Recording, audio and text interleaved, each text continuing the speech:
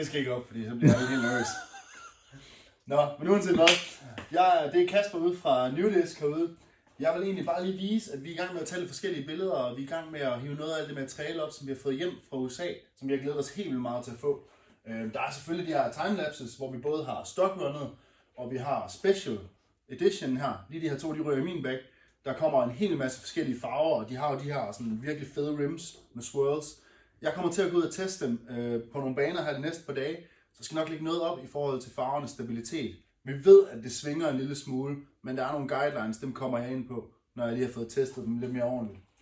Desuden så har vi, som I kan se herom bagved, fået startersæt hjem, både fra MVP og Axiom. Der er det forskellige muligheder for startersæt.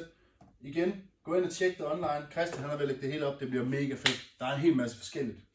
Derudover, så er der lige nogle enkelte ting, jeg lige vil tage fat i, som et udpluk af det, vi har fået hjem.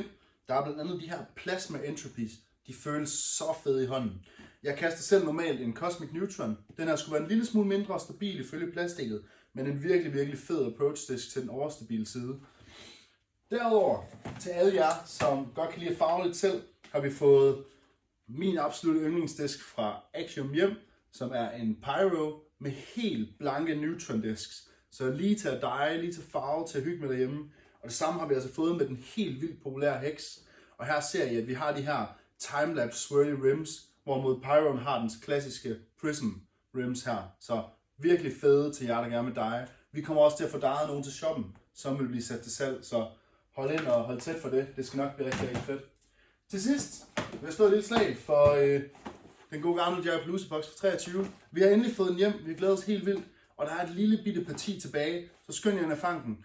Der er nogle få, der er heldige at stadig at få den. Vi kommer til at åbne en her om en times tid eller noget, og lægge en video op af det. Snakke om det, så kan I se, hvad det er, man måske får ved siden af de 5 disks, som man ved, man får. Ellers så vil vi bare sige god dag til jer derude, og pas på ude på de mega våde veje lige nu. Hygge jer!